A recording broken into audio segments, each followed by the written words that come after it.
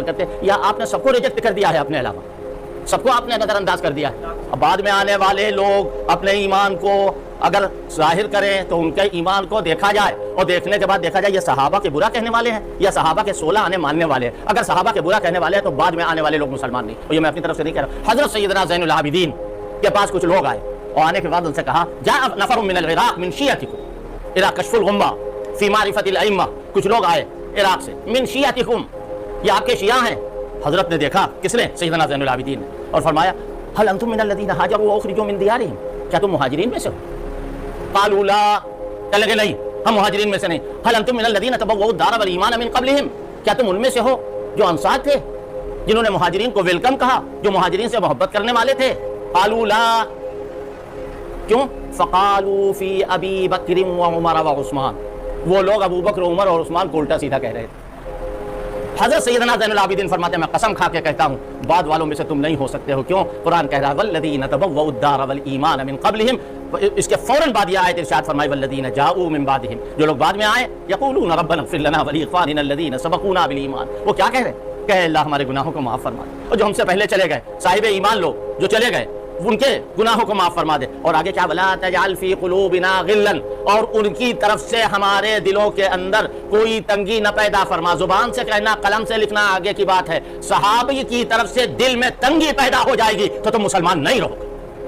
چاہے تم ندوے کا دامن پکڑو، چاہے دیوبند کا دامن پکڑو. یاد رکھو ہرگز علماء دیوبند، علماء ندوہ کا یہ مذہب نہیں ہے. علماء ندوہ حضرت مولانا علی میں جو دور قریب کے ہیں ان کو دیکھو، حضرت مولانا علی میاں، ان کے والد حضرت مولانا حکیم عبدالحی، اور آج کے دور میں حضرت مولانا محمد رابع، یہ سب معترف نہیں ہے امام اہل سنت کے بلکہ معتقد ہے. آپ اپنا حساب جانے الگ.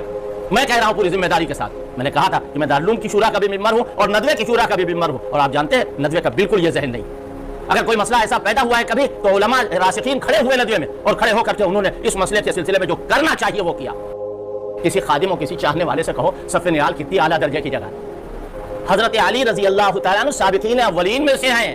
حضرت معاویہ ان کے مقابلے پر باغی اور خاطی تھے. وہ باغی نہیں جو آج کل کہا جاتا ہے، اخباروں میں لکھا ہے. حکومت وقت حضرت علی خلیفہ راشد، حضرت علی چوتھے خلیفہ، اور وہ حق پر، حضرت معاویہ نا حق پر. لیکن یاد رکھو منہ کالا ہو جائے گا مرنے سے پہلے اور مرنے کے بعد اگر حضرت معاویہ کے شان میں گستاخی کرو گے. حضرت امام شاہ ولی اللہ محدث دہلوی رحمۃ اللہ علیہ، جن کو یہ کہا جائے کہ اس امت میں اللہ تعالیٰ نے ان کو ایک عظیم انسان بنا کے بھیجا. ساری دیوبندیت اور ساری ندویت اور سارے اہل حق جو ہے وہ حضرت امام شاہ ولی اللہ کا لوہا مانتے نہیں ہیں بلکہ ان کے ممنون کرم ہیں. وہ فرماتے ہیں بایت دانست کے معاویہ ابن ابی سفیان رضی اللہ عنہ یکے از اصحاب حضرت صلی اللہ علیہ وسلم بود، اور فرماتے ہیں صاحب فضیلت جلیلت ہیں تمام صحابہ اکرام میں. اور حضرت فرماتے ہیں کہ خبردار ان کے حق میں سوء ظنی نہ کرنا اور ان کے حق میں سوء ظنی کر کے حرام کے مرتکب نہ ہونا. میں حوالہ دے رہا ہوں حضرت امام اہل سنت رحمۃ اللہ علیہ کی سیرت خلفائے راشدین، جہاں انہوں نے اہل سنت و جماعت کے عقیدے لکھے ہیں. یہ 12ویں عقیدے کے بعد ہے. حضرت علی اور جنگ جمل اور جنگ صفین، ایک طرف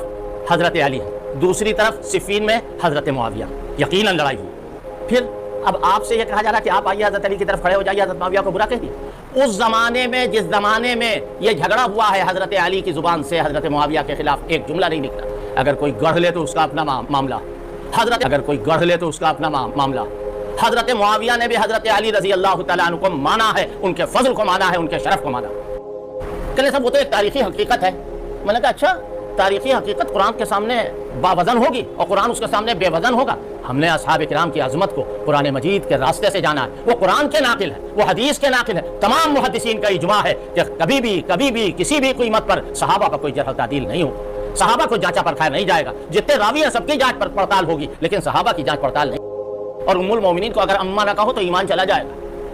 اماں نہ مانو، ان کی شان میں تم بے حرمتی کر رہے ہو تاریخ کا سہارا لے کر کے. جو لوگ تاریخ کا سہارا لیتے ہیں اور صحابہ اکرام کی شخصیت کو داغدار کرتے ہیں وہ یاد رکھیں ان کو حدیث کا علم نہیں ہے، ان کو قرآن کا علم نہیں ہے. ان کو چاہیے کہ وہ اکابر کی صحبت میں بیٹھیں اور ان کی جوتیاں سیدھی کریں اور ان کی سخت سست سنیں، تب جا کے کام بنے گا. یہ نہیں ہے کہ شیروانی پہن لی اور 4 آدمی جو ہے وہ آگے چلے گئے، 4 آدمی پیچھے چلے گئے، ہم سب سے بڑے فرعون ہیں. یہ اس طرح کام نہیں چلنے والا. ہے کہ یہاں اس طرح